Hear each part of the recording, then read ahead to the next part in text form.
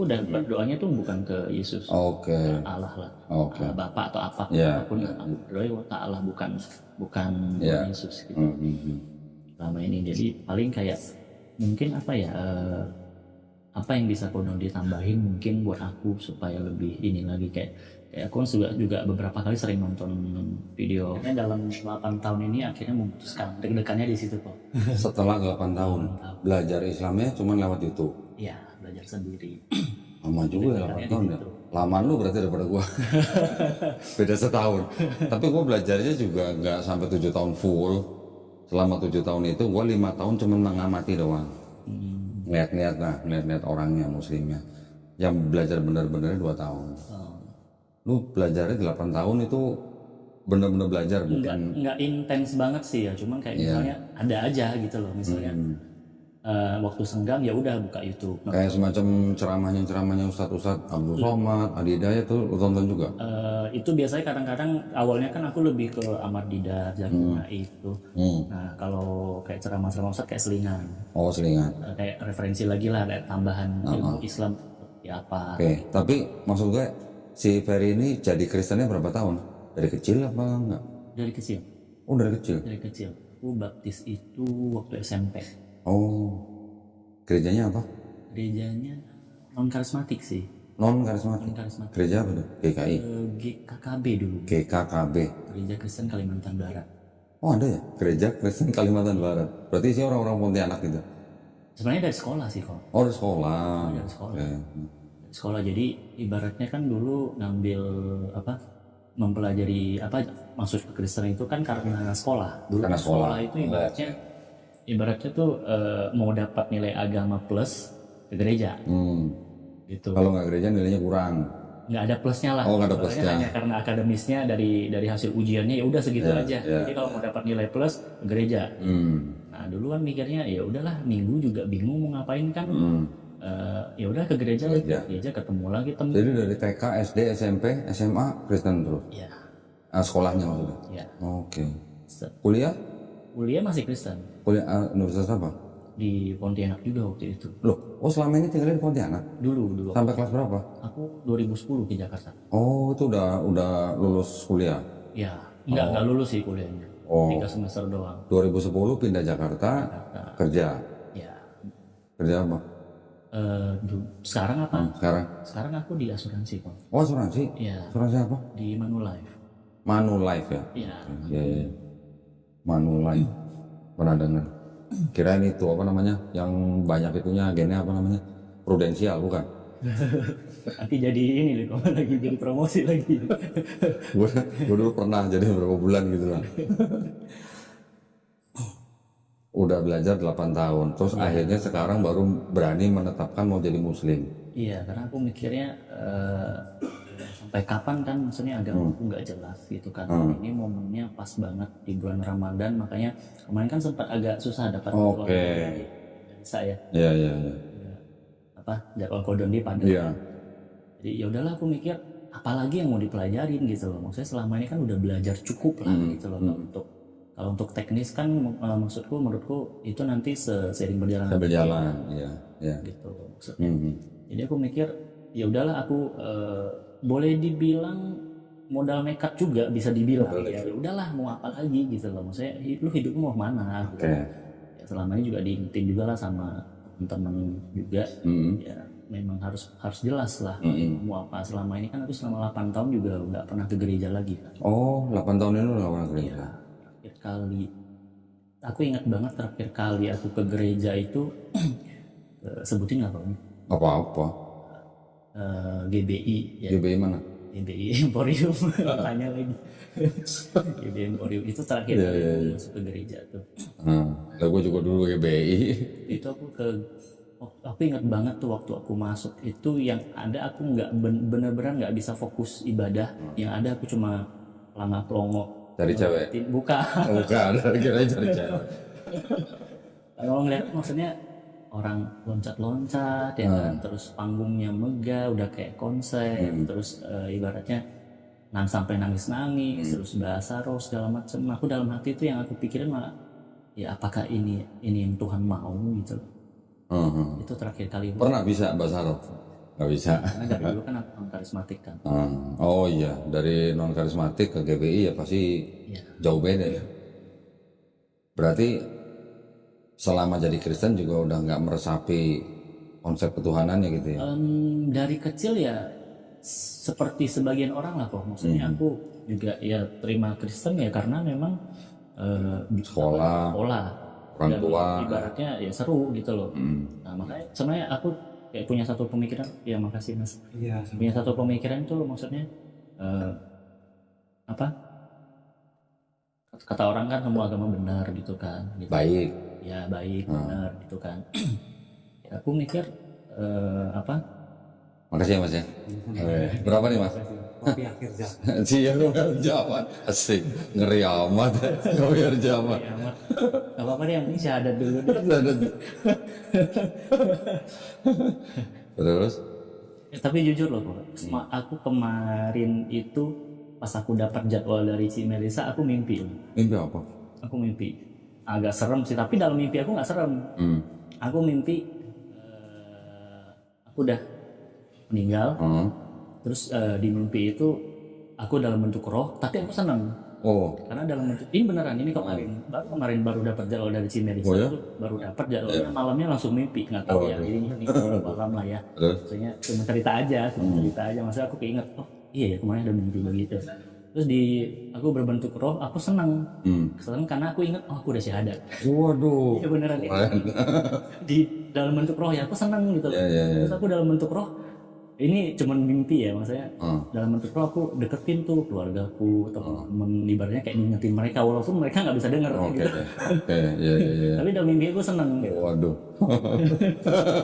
Mimpi udah meninggal, tapi seneng karena udah syahadat katanya dalam mimpinya. Masya Allah. Baru kemarin tuh mimpinya. Ingat. Waduh. Terus apa ya? Aku jadi keinget lagi waktu SMP, aku kan baptisnya SMP ya. SMP, aku ingat banget tuh ada potongan memori. Besoknya nih aku mau dibaptis. Satu hari sebelumnya aku main ke tempat temen tuh. Main ke tempat temen. Dia muslim. Dulu sering lah main PlayStation gitu karena nggak tahu kenapa tiba-tiba pas mau pulang aku nemu secarik kertas gitu, kertas kecil. Itu ayat dalam Al-Quran lah. Loh, sobekan Quran Ya, gitu. sobekan satu kertas kecil yang apa tuh? Tulisan Yang isinya nggak ada bahasa Indonesianya. Yang cetak atau tulisan orang? dicetak, Oh, cetakan. yang isi Berarti sobekan Quran. nggak tahu apakah sobekan atau mungkin pamflet atau apa nggak tahu. Oke, Nggak tahu ya, pokoknya ada secarik kertas itu isinya yang apa? Sesungguhnya agama yang diterima Allah Islam. Ali Imran ayat 19 itu. Waduh. Besoknya baptis. Nah besoknya baptis aku sempat nanya tuh ke pendeta. Oh, Pendeta, aku pas sebelum baptis kan di interview dulu, ditanya-tanya dulu lah ya pastiannya kan. Nah aku tanya tuh ke dia, ke pendetanya, aku nemu ayat begitu di agama Islam. kata pendetanya? Ya jawabannya nggak menjawab lah pokoknya. Intinya jawabannya pokoknya muter-muter sana sini lah. Intinya adalah ya kamu harus beriman, kamu percaya, itu doang yang Imani saja. kamu harus bertumbuh. Dan aku ingat banget kamu harus bertumbuh dalam iman. Itu kata-kata yang paling aku ingat sih. Yang lainnya tuh nggak jelas lah jawabannya. Ya itu berarti kan perjalanan ya. Tapi orang tuanya siapa? Ferry di mana? Di Jakarta apa di sebelumnya di Pontianak? Iya, Oke. Jakarta. Di Jakarta semua. Saudara-saudara juga semua di Jakarta. Orang tua udah tahu. Sebenarnya jujur aku nggak izin. Oh, enggak izin. Oh, Jujur aku nggak izin. bukan gua harus bilang harus minta izin orang tua enggak. Tapi orang tua udah tahu lu ngomong gitu. Cuma selama beberapa tahun ini tuh aku udah ngasih kode ke mereka. Oke. Ngasih kode aku kurangin makan babi. Oh. Gitu. Terus teman-teman juga. Jadi boleh dibilang aku main aman sih kok. Boleh dibilang. Boleh dibilang aku main aman. Jadi sebelum itu aku kayak udah trial dulu nih. Trial aku coba-coba ke circleku tanggapan mereka gimana. Oke. Ke keluargaku tanggapan mereka gimana. Terus? Gitu. Jadi ya Koko pasti tahu lah ya ibaratnya dengan kita terlahir dengan etnis Chinese begini kan nggak gampang kan gitu loh. Nggak gampang banget lah untuk kita tiba-tiba Pindah gitu ya. Muslim gitu. Apalagi Chinese ya. Ya itu juga yang aku suka pertanyakan selama ini kan, ibaratnya kadang-kadang stigma masyarakat kan menyamakan ini, kok banyak aku yang banyak ngomong ya. Nggak apa-apa. Nanya. Justru harus lu yang ngomong. Curhat dulu biar Curhat dulu dong. dia. Supaya nanti kita tahu latar belakangnya bagaimana, terus jadi kita tahu nanti ke depannya bagaimana. Iya. Nggak apa-apa. Jadi bagaimana tadi kok Keluarga Chinese. stigmanya tuh Iya, ibaratnya stigma. kalau Chinese ya, saya nih baru kenal Chinese ya kan, ditanya lo agama apa, oh gua Kristen, oh ya udah, oh isu, Ya, lo agama apa, Chinese ya kan, Buddha, udah oh kamu ya lucu, udah, nggak apa-apa. nah no isu gitu loh. Tapi lo agama Chinese ya kan, putih sipit begini ibaratnya kan, lo agama Islam, hah? Iya, Rata-rata pasti begitu kan iya, gitu loh. iya. Nah tapi maksudku kok disangkut pautin antara etnis sama agama kan sesuatu yang beda gitu. Itu karena sisa-sisa politik divide temperanya Belanda. Ya itu aku baru kemarin dapat jawabannya tuh dari Ya, jadi dulu waktu zaman Belanda membagi orang menjadi 3 kelompok. Pertama Eropa, orang-orang Belanda, Inggris dan sebagainya. Yang kedua Asia Timur Jauh, termasuk Chinese, India, Chinese, India, Arab. Yang ketiga baru Bumi Putra. Nah, jadi ketika Belanda sudah nggak ada, yang golongan kedua ini mau ikut kemana? Ke bawah gengsi dong, ya ke atas, ikut Kristen gitu. Karena itu, orang tuaku juga dulu masih ada yang begitu. Saudaraku juga masih ada yang mikir begitu. Lu boleh masuk agama apa aja asal jangan Islam. Karena mereka itu, karena dari politik itu. kalau di Chinese apa sorry? Hokkien. Hokkien. Nah sedangkan kalau di Chinese kan, ya mohon maaf kalau di Chinese kan kalau kan Teochew kan. Ya. Aku Teochew bisa, kayak bisa. Hokkien sama Teochew kan mirip-mirip. Mirip. Sedangkan di Teochew aja tuh kalau Kristen ya itu kan diartikan itu kan Ciaka. Ciaka kan enak tuh terjemahan itu. Ciaka ibaratnya kan makan atau Ciaka kan makan atau terima ajaran lah. Ka kan ajaran. Kalau ditanya Islam terjemahannya apa ke Chinese? Rata-rata di apa? Orang kan bilangnya pipe ya. Pipe ya. Maksudku kenapa terjemahannya begitu? Ya. Ya nggak perlu kita sebutin lah. Ya, Tapi maksudnya kenapa terjemahannya begitu? Kan gitu. Giliran Kristen terjemahannya enak nih. Nah, terima ajaran. Tapi giliran diterjemahin Islam kok terjemahannya begitu? Pipe ya beda ya. Iya, ibaratnya. Tapi sampai sekarang orang tuanya Ferry apakah masih punya pandangan yang buruk terhadap Islam sampai sekarang? Mungkin pandangan buruknya terhadap Muslimnya lah ya. Muslimnya orangnya. Ada gitu. Cuman kalau aku kemarin makanya aku mikirnya ya udahlah, aku tadinya mau izin, cuman aku mikir ya udahlah nggak usah izin lah, karena aku mikir kan aku juga udah Mandiri. umurnya udah juga ya kan, udah gede ya kan.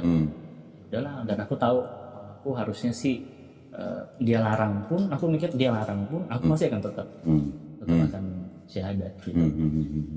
Udah sunat belum? Sudah, alhamdulillah. Kapan? Udah lama kok. Oh, udah lama. Jadi ikut bareng temen. Bareng. Oh, ikut temen. Iya, bareng. Oh, oke. Udah sunat. Udah sunat. Tapi bukan karena agama, karena ngajakin rame-rame ya udah. Oh, sunat masal ya? Iya, sama temen bareng. Ya mikirnya buat kesehatan lah. Iya.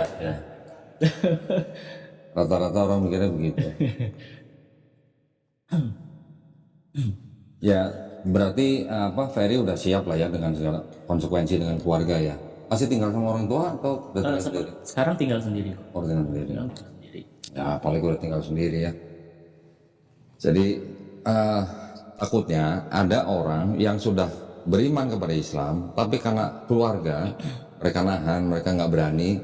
Biasanya apa? Takut dibuang dari keluarga. Ya. Nanti ada lagi yang takut nggak dapat warisan gitu. Ada yang begitu. Kalau Ferry sudah datang ke sini, sudah menyatakan dirinya untuk beriman menjadi Muslim ya, berarti Ferry kan udah siap harusnya.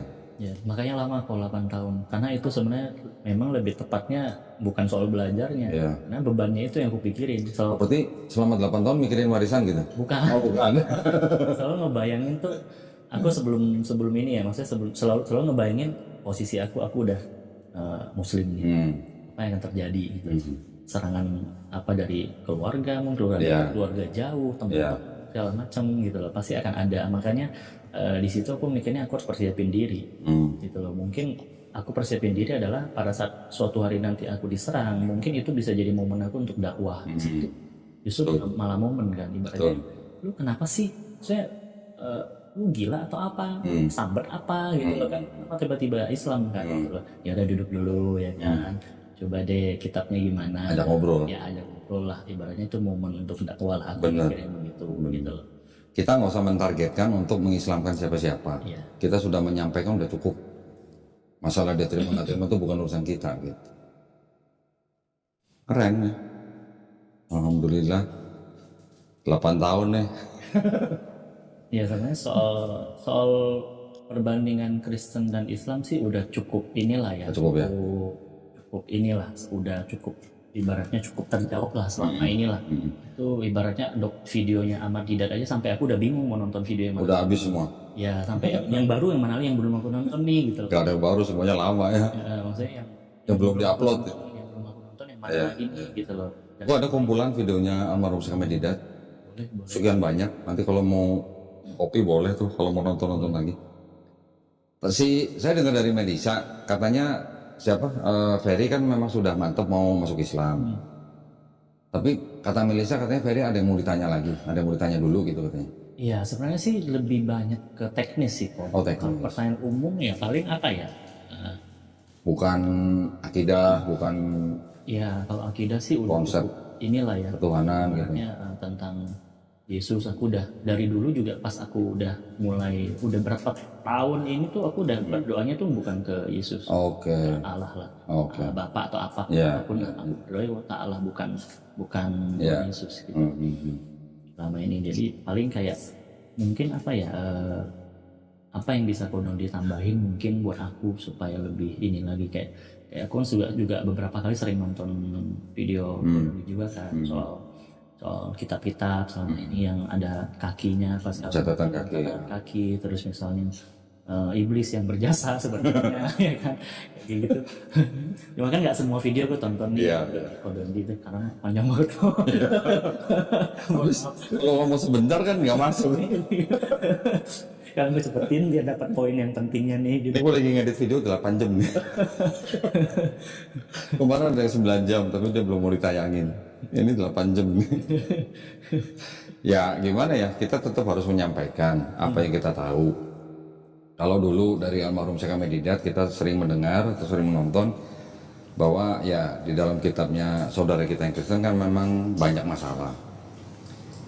Tapi dari situ semua yang paling saya ambil itu adalah masalah bukan konsep ketuhanan, bukan konsep keselamatan, tapi masalah dari kritik teksnya itu. Nah, kritik teks itu yang menjadikan saya ya seperti ini sekarang gitu. Jadi ketika kita bisa membuktikan sebuah kitab yang katanya kitab suci tapi ada ayat yang bermasalah atau tidak otentik, itu yang tidak sama dengan standar kitab di dalam Islam. Islam kalau Quran kan udah jelas, itu istilahnya ayat-ayat itu yang sudah tersusun itu istilahnya statusnya apa ya, mutawatir gitu loh. Mutawatir itu artinya semua orang udah tahu gitu pada saat itu.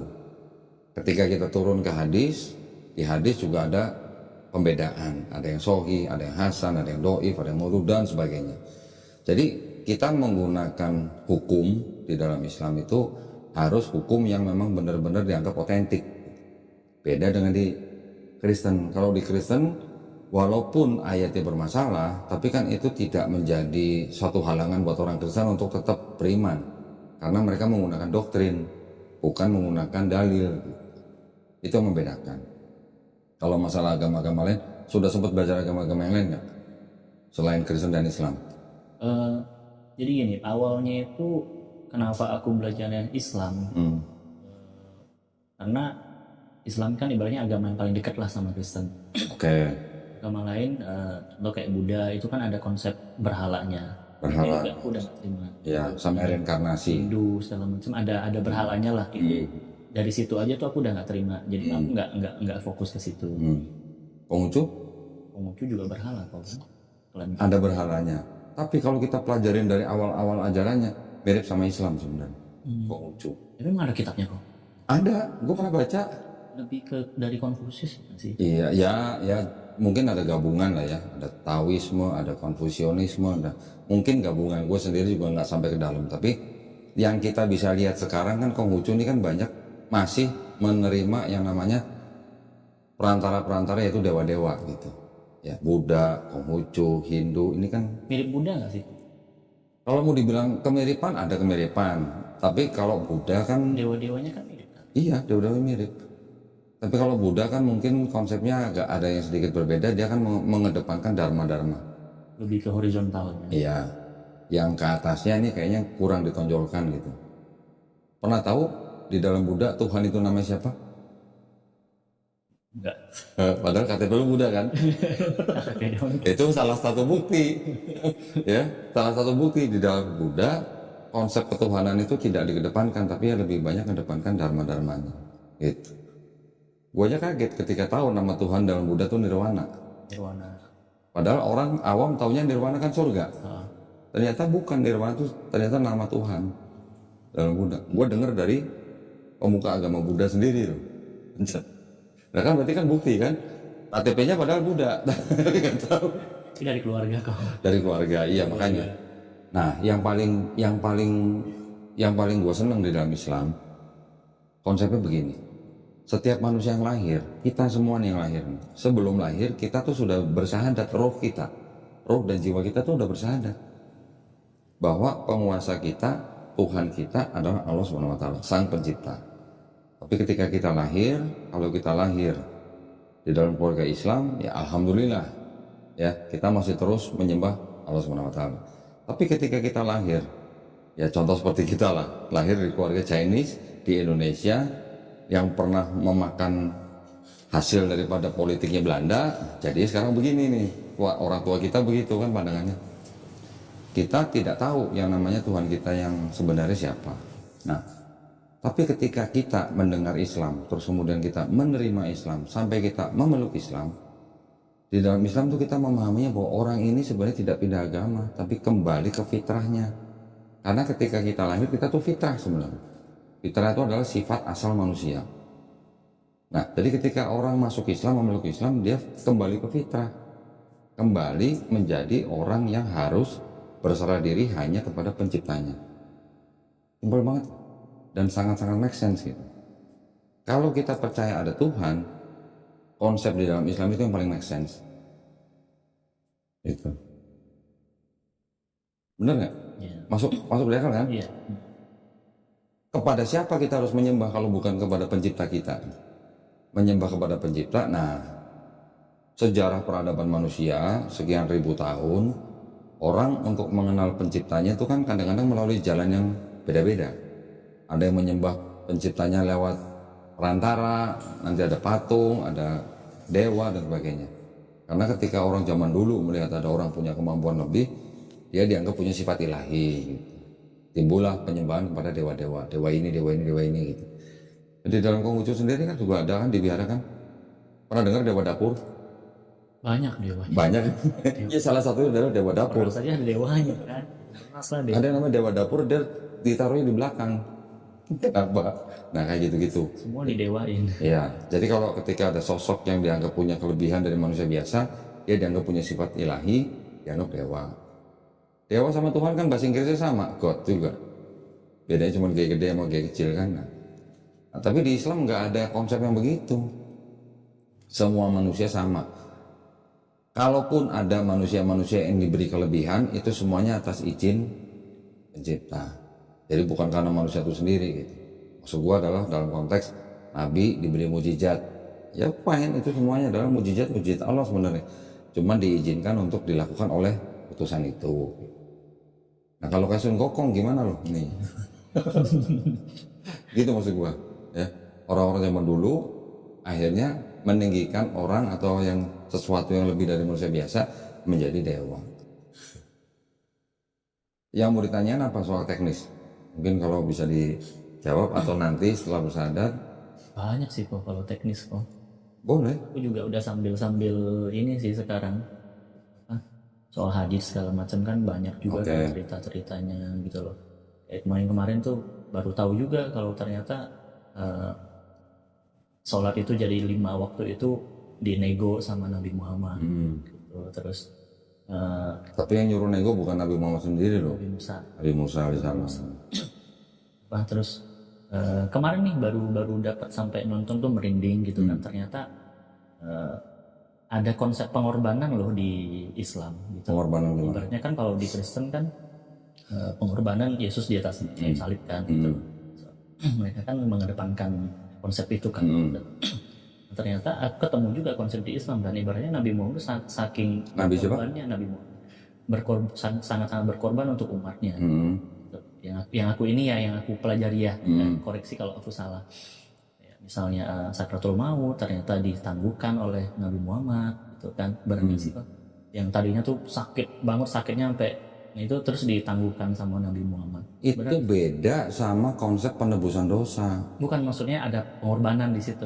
Kalau pengorbanan atau kita membantu atau syafaat atau istilahnya apa ya, semacam kita melakukan sesuatu supaya orang diringankan atau bagaimana, itu kan beda dengan menebus dosa. Oh iya, maksud aku ada pengorbanan juga di situ. Yang kayak gitu masih ada, yang itu ada, dan itu nggak ada salahnya kalau menurut saya sih. Nggak ada yang salah, salahnya di mana? Enggak, Dengan keluarga kan pasti sayang, kan pasti akan berbuat lebih kepada keluarga dibandingkan orang yang bukan keluarga gitu maksudnya. Nah, Nabi karena sangat memikirkan umatnya, nah, dia melakukan sesuatu yang mungkin orang lain melihatnya dianggap lebih gitu aja. Dan gitu sih. Bukan yang Nabi Muhammad SAW menebus dosa umatnya. Wah, beda. Enggak, maksudnya dia juga berkorban gitu maksudnya. Ada konsep Berkorban iya, bahkan selama dia masih hidup, pengorbanan apa yang kurang dari beliau? Sampai nahan lapar, ngasih batu di sini supaya kelihatan kenyang dan bagaimana lah supaya. Mana aku juga baru lihat tuh pada saat di akhirat juga lewatin jembatan apa tuh, Siratal Mustaqim. masih ada di situ ini lagi gitu. Gini, kalau masalah hadis itu kita nggak bisa membaca terus kita menafsirkan sendiri, nggak bisa. Karena orang yang hadis ditulis dalam bahasa dan budaya Arab. Ketika kita membaca bacaan yang berasal dari bahasa dan budaya lain, kita nggak bisa menafsirkan dengan bahasa dan budaya kita gitu.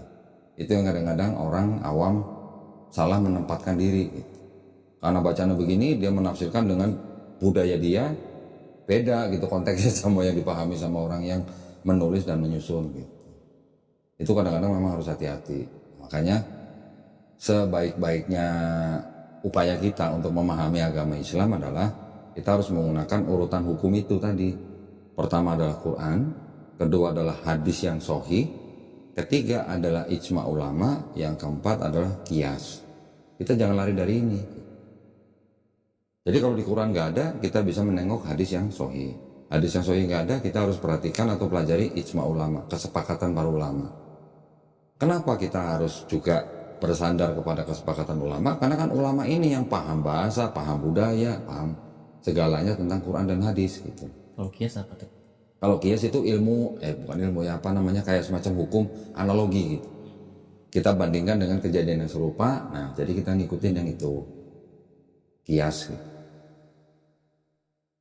Awal-awalnya juga ketika kita belajar Islam, ketika kita sudah menerima konsep dalam Islam, ketika kita baca hadis, nanti seolah-olah gitu ya, oh ini kok agak beda sama Quran, nanti dulu konteksnya apa, budayanya bagaimana, itu yang harus kita tahu. Dulu juga begitu. Jangan sembarang terima hadis, karena tidak semua hadis otentik gitu, atau sahih. Gue sampai beli buku hadis Israeliat gitu. Sampai gue beli khusus hadis palsu isinya dalam buku itu. Kenapa? Itu juga sering dipakai untuk melemahkan iman orang Islam. Ketika ada orang menuduh, gue cari di buku hadis itu, hadis palsu.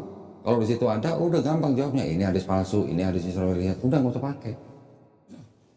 Pada zaman Nabi masih hidup, Nabi aja melarang untuk sahabat-sahabatnya menulis ucapan dia pada saat itu. Kenapa? Karena Nabi takut tercampur dengan ayat-ayat Quran. Makanya hadis itu baru ada atau baru disusun dan ditulis 200 tahun setelah Nabi nggak ada. Kalau pada saat Nabi masih hidup sudah ditulis, sudah disusun, takutnya kecampur gitu loh sama ayat Quran. Walaupun di dalam hadis juga ada hadis yang namanya hadis qudsi, ya. Tapi kan hadis qudsi itu maksudnya Nabi Muhammad SAW juga menerima wahyu dari Allah SWT. Tapi wahyu itu bukan dalam ranah untuk dimasukkan dalam Quran gitu. Quran kita bisa bayangkan seperti undang-undang dasar gitu loh. Turunannya nanti ada undang-undang ini, ada peraturan pemerintah ini, ada segala macam. Butir-butirnya. Butir-butirnya itulah yang menjelaskan undang-undang dasar itu. Quran seperti undang-undang dasar, turunannya ini adalah yang hadis-hadis sahih yang kita harus pelajarin. Itu yang Ferry tadi sebut teknis. Gitu. Ya, mungkin orang bilang ini contoh ya, yang paling gampang. Sekarang banyak orang Kristen mencoba melemahkan iman orang Islam dengan cara apa? Orang Islam mengaku pengikut Nabi Muhammad SAW. Katanya Nabi Muhammad SAW disunat. Tapi kenapa di Quran nggak ada ayat Nabi Muhammad SAW disunat gitu? Nah itu gimana? Jawabannya gampang. Quran bukan buku catatan sunat gitu. Kalau mau buku catatan sunat ya larinya harus ke hadis. Gitu. Quran itu kan murni firman Allah. Firman Allah ngapain ngurusin Nabi Muhammad disunat tanggal berapa, bulan apa, tahun berapa? Itu bukan buku urusan untuk catatan sunat. Bukan juga buku catatan sipil gitu istilahnya. Si ini anaknya siapa, silsilah. Bukan. Kenapa orang Kristen begitu? Karena kitab mereka begitu. Di dalam kitab mereka ada catatan silsilah orang, ada orang disunat, ada ini. Itu dipakai menjadi standar mereka untuk menyerang Islam. Gitu. Nah sekarang kalau mau dibalikin, di dalam Bible mereka juga nggak ditulis Nabi Musa AS disunat. Ya. Tapi mereka percaya Nabi Musa disunat kan? Kita juga percaya Nabi Musa AS pasti disunat.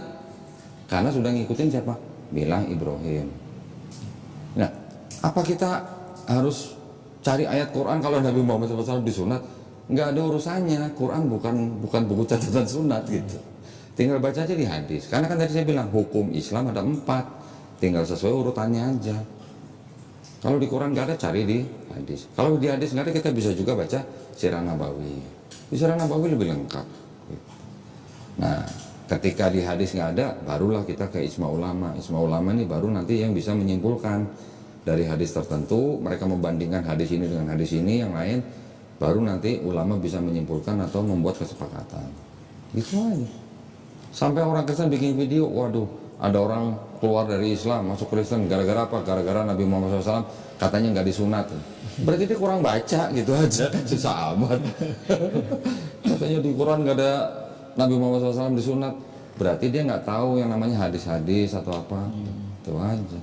Tapi yang aku ketemu juga rata-rata yang murtad dari Islam itu karena nyaman sih kok. Karena nyaman. Biasanya karena begitu. Ya memang kita nggak pungkirin. Kita sama-sama orang yang pernah di dalam gereja lama, bukan setahun 2 tahun. Kita memang tahu di dalam gereja memang kita merasanya nyaman. Udah gitu seminggu cuma sekali, ya kan? Ketika ke gereja juga cuma nyanyi-nyanyi gitu. Aku ingat banget tuh di titik yang aku udah mulai tahu kebenarannya Islam. Di titik itu aku malah kayak protes. Kenapa masih begini sih gitu? Kenapa masih Islam sih yang benar gitu loh? Ya. Sampai aduh ini berat nih gitu. Maksudnya kan aturannya banyak, misalnya larangannya banyak gitu kan. Sekarang ginilah, kita ngambil simpelnya gini aja. Ferry kerja di perusahaan asuransi. Di perusahaan asuransi itu ada aturan buat karyawan nggak? Ya ada. Ada dong. Tujuannya perusahaan buat aturan buat karyawan apa? Supaya tertib, supaya perusahaan bisa punya performa yang bagus, supaya perusahaan bisa mendapatkan tujuan sesuai dengan visi dan misi perusahaan kan? Kan begitu. Apa bedanya dengan kita hidup di dunia gitu? Sama aja. Kenapa Allah SWT menurunkan aturan? Ya supaya ada tujuan, supaya kita kembali ke Allah SWT dalam keadaan yang baik, ditempatkan di tempat yang baik. Kan kalau lu rajin kerja, prestasi lu banyak, kan lu pasti dijadiin manajer, ada jenjangnya direktur dan segala macam kan. Itu tujuan perusahaan, jenjang yang disediakan untuk karyawan. Tapi ada aturannya. Lu kalau mau seperti direktur, lu harus rajin, lu harus berprestasi dan sebagainya. Ya gitu juga dalam Islam. Kurang lebih gitulah. Di sekolah juga begitu, di pemerintahan juga begitu, ada aturan-aturan. Dan yang aku rasain sih kayak apa di Kristen konsep maksudnya patokan orang ini surga dan neraka itu nggak jelas bagi aku ya. Iya. Yang aku rasain ya. Iya. Untuk surga percaya terus. Ya percaya, tapi kalau bikin dosa terus gimana gitu kan? Nah itu karena ada konsep keselamatan yang dalam tanda kutip dipaksakan gitu. Kalau di Islam kan jelas nih, ibaratnya ya udah semua ditimbang nanti. Iya. Nanti. Nah kan tinggal begini, ini ada konsep begini, Kristen ini ada konsep Islam begini. Kita sebagai orang yang bukan Kristen dan bukan Islam, memang kembali kepada keyakinan. Tetapi selain kepada keyakinan kan juga ada logika. Nah, di dalam membandingkan itu kan kita jangan hanya menggunakan perasaan, harus menggunakan logika juga. Yang mana yang fair gitu. Sekarang kalau lu bilang dengan lu mengaku Yesus sebagai Tuhan dan Juru Selamat, lu masuk surga. Di Kristen kan begitu. Kira-kira Hitler masuk surga enggak? Ini kalau dia percaya ya. Iya. Harusnya surga dong. Hitler Kristen loh. Iya. Hitler Kristen dan dia percaya Yesus Tuhan. Harusnya dengan rumusan seperti ini dia masuk surga apa masuk neraka gitu. Itu makanya banyak jawaban yang aku dapat jawabannya dari Islam. Nah, Dapat jawabannya semua dari keraguan-keraguan aku dari dulu tuh, pertanyaan-pertanyaan muncul tuh nggak dapat jawaban apapun dari Kristen. Jawabannya ngambang gitu kan. Malah dapat jawaban yang pasti jelas itu dari Islam. Kata-kata sama berarti. Gue juga dulu begitu. Karena ketika kita masih beriman, tapi begitu kita menggunakan akal, mentok. Ketika kita mentok, dikasih jawabannya apa? Imani saja. Ya kan, bertumbuh dalam iman. baik bertanya artinya kamu tidak beriman. Nah. Gimana? Ujung-ujungnya gitu doang. Ujung-ujungnya begitu. Ujungnya gitu. Karena nggak usah pendetanya yang menciptakan atau yang yang menciptakan lah konsep Trinitas itu sendiri. Mereka sebenarnya kan pada waktu itu mereka juga mengadopsi konsep-konsep yang sudah ada sebelumnya. Bukan ajaran yang benar-benar baru gitu. Mengadopsi. Cuman karena mereka masih mau disebut sebagai agama monoteis, masih disebut sebagai agama Samawi dan agama Abrahamik, mereka menggunakan konsep Yahudi tapi dikombin gitu. Di Islam yang tidak begitu. Islam justru yang boleh dikatakan apa ya? Mengoreksi. Nah, walaupun Islam juga membenarkan ada yang disebut dengan kitab Taurat, kitab Zabur, kitab Injil, tapi kita bukan harus berbentuk buku ya. Hukum ketetapan yang diturunkan pada bangsa Israel. Di Islam itu kita yang membenarkan, mengoreksi, dan menjelaskan. Aku kadang mikirnya gini loh, Kom. Contoh misalnya, anggaplah ada orang ngambil barang nih dari China nih, kan? Masuk nih barangnya nih, laku nih. Laku, habis itu kita lihat nih, pedagang-pedagang lain, barang ini laku nih. Ya udah, lu tinggal kontak, terus lu bikin yang mirip sama, harganya lebih murah. Nih, lu datangin. Terus? Kayak gitu gak sih? Aku mikirnya gitu loh, Kom. Pada saat itu gitu maksudnya? Pada saat Kristen mulai jadi gitu? Bisa jadi. Kayak gitu gak sih, Kom? Bisa jadi karena bangsa-bangsa di sekitar situ, yang saya maksud dengan sekitar situ adalah daerah Mediterranean. Mediterranean itu ya mulai dari Eropa, terus daerah Asia kecil sampai ke Palestina sampai ke Mesir, itu yang disebut dengan Mediterranean. Karena ada laut namanya Laut Mediterranean. Laut yang nantinya menyambung ke Laut Pasifik, yang di Quran ada disebut bahwa laut itu tidak akan dapat bersatu. Di daerah Mediterranean itu selama ribuan tahun orang sudah terbiasa menyembah Tuhan yang triad. Sebut aja daerah mana. Sumeria menyembah 3 Tuhan tapi satu tapi 3. Persia begitu, Babilonia begitu, India pun begitu, ada Trimurti. Di Mesir juga begitu, di Eropa juga menyembah dewa-dewa yang dianggap 3. Walaupun mungkin badannya 1, tetap aja kepalanya 3, itu mukanya 3. Semuanya orang-orang selama ribuan tahun sudah menyembah Tuhan yang triad. Ketika ada timbul agama baru, lu kalau beda sendiri kan nggak mudah diterima. Nah, dia mengadopsi orang-orang yang sudah ikut sebelumnya gitu. Sorry ya bentar ya.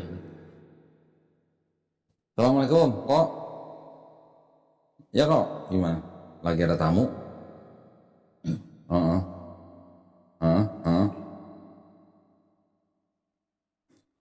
Hello, gua lagi dicopot kok. Lagi nggak jalan udah berapa bulan. Iya, aki sama ada cari barangnya susah bener. Jadi mobil nggak jalan nih, hello. Iya. Aki aja mau copot. Oh, yang banjir-banjir itu ya? Apa? Oh, ya. Lagi nggak jalan mobilnya kok. Tadi di mana? Oh, oke. Alhamdulillah. Alhamdulillah. Ya. Asik. Yang itu di tempat Ustadz Fadlan.